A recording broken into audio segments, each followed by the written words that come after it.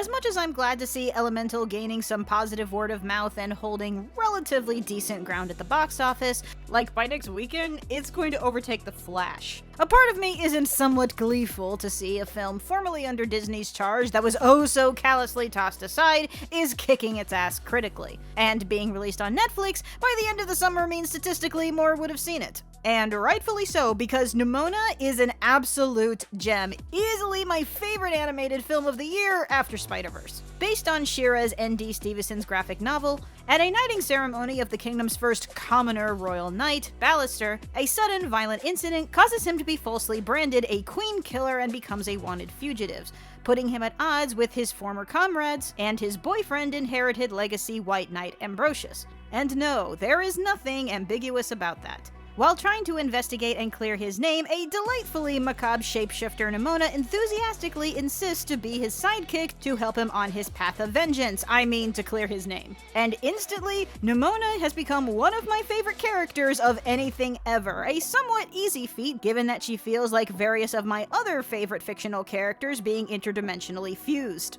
Nimona jumps into the story with an enthusiastic dark glee and eagerness to cause mass mayhem, whose comedic chops in animation, expression, and one-liners are all absolutely untouched. No, the visuals aren't technically textured as much as we expect from major modern studio animation to be. However, the graphic nature is suitable to the story given its vibe of a modernized storybook reflected in the medieval castle but with smartphone setting. And without having to worry about textures, it does mean there's more visual consistency in Nimona's animal transformations. And otherwise, the movie's animation is absolutely spectacular from design to its excellent expression work and sharp comedic timing.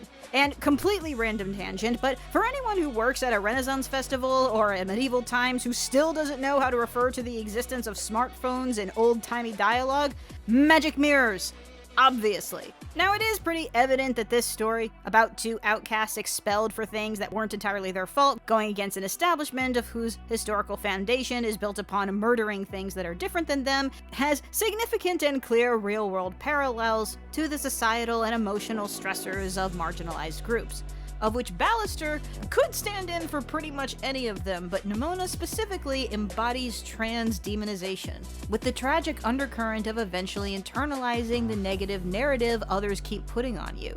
But I am genuinely in awe how the film addresses its commentary in a very direct but concise way that still keeps things very entertaining, mostly by using the entirety of its setting down to how its society functions, contributing to that commentary. Ballister and Ambrosius being in a relationship is never overtly frowned upon in universe, but while their relationship is important to their characters and is nice, unambiguous representation, the story isn't really about them, it's about Nimona. And the frank and hilarious ways Nimona addresses the questions and accusations about what she is are all fantastic, powerful mic drops. Easier if you looked human. Easier for who? And of course, the bond that she develops with Ballister over the course of the film is itself multi-layered, fascinating, and endearing, and amongst other things reflects the dual philosophies in marginalized communities on whether you try to make your voices heard politely and within the system, even as that system keeps chopping you off at the knee every single step you take forward, versus making a very loud, unavoidable disruption. If there's anything narratively that could be considered less than great, though there are no major deal breakers in this film from my perspective, it's that occasionally there are moments that feel a little too goofy during moments that are supposed to be serious. At no point is Nimona anything other than extraordinary in delivery and energy, but I would think that she would stand out more if she was the only one like that, but most of the other characters have similar levels of over-animating and overacting, though given some of their own stressors, it is certainly understandable. It does feel like the family movie thing where you can get away with addressing some dark subject matter and dark jokes as long as the rest of the tone is upbeat and silly, which is certainly not the case 100% of the time, as Nimona has her contemplative moments and the third act, which is nothing but heavy. But as for being an adaptation of Stevenson's comic, it's a kind of fascinating incident because it is a very different story from the one in the comic, to the point where Ballister and Ambrosius are practically different characters. Ballister is certainly not some naive, puppy-eyed innocent, just trying to clear his name. He knows the organization is corrupt, and he's accepted that. But I like both of these stories. I'm glad we have two different avenues to explore this premise, and I know that that's largely in part that Stevenson was involved in the creation of the film, and perhaps has reevaluated it since being on his own trans journey. If anything, I wish Ambrosius, played by Try Guys Eugene, was maybe a bit more like his comic self, which was a lot more complicated, akin to the scenarios when marginalized people are encouraged to turn on each other for the sake of acceptance by the majority. Obviously, in that case, he wouldn't have been nearly as likable, but he certainly would have been more proactive, as half the time Ambrosius feels like he's kind of standing around letting things happen because he doesn't know what to do. Which is fair given the situation his character is in, it's just not quite as engaging. Especially considering certain things about the ending I'm certainly glad to see, but are also like, really? After everything we went through? And sure, I'm anticipating some eventual pushback to the handling of its subject matter being less than perfect.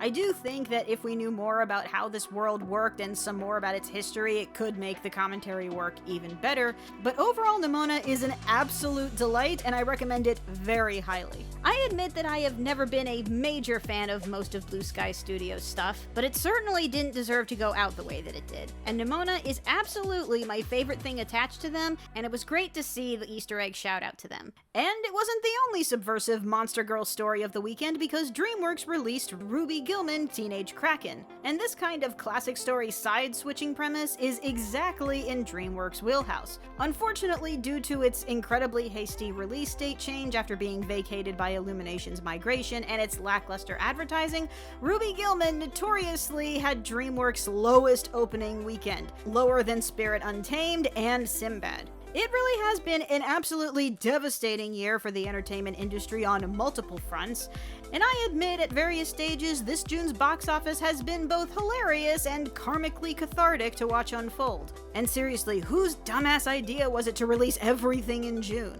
But this feels particularly harsh and not fair to Ruby given how decent it is. As a film, I think Ruby is perfectly capable of being enjoyed, as it is colorfully and fantastically animated. It's very Rubber Hose inspired. In fact, I like pointing out the detail that when the Krakens are pretending to be human, they have to specifically pretend that they have spines. Certainly not lacking for pep, with a pretty cool kaiju battle in its finale. And there is something kind of adorable about Ruby and Chelsea's friendship montage.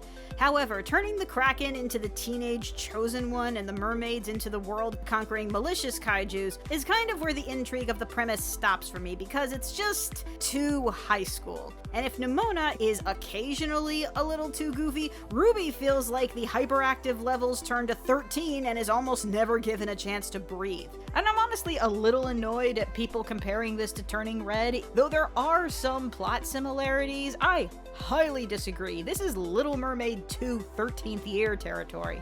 However, my track record with big studio animation outside of Disney is fairly well documented, and chances are the reception will swing between considering it dully cliché and refreshingly classic. However, it's certainly capable enough that I would still recommend it for those who are mildly curious or just wanted to see more of Chelsea, though at this point you probably only have one more week to see it in theaters before it goes directly to digital. I did considerably enjoy Elemental more, and obviously I want Spider-Verse to make it as far up the year's end list as it can before we all continuously annoy Lord and Miller about their working conditions literally every day until the next movie comes out. As for other recent recommendations, there's been quite a lot to enjoy this year in the animation circle, but easily the most recent thing that will probably be the most looked over and not guaranteed that it will stick around long in the streaming purge is Disney Plus's Kazazimoto Generation Fire. A semi-love Death and Robots / Star Wars Visions animation anthology series, but all made by African creators, depicting various visions of a sci-fi futuristic Africa, each made by a different region and all drop-dead gorgeous with a healthy variety of animation styles,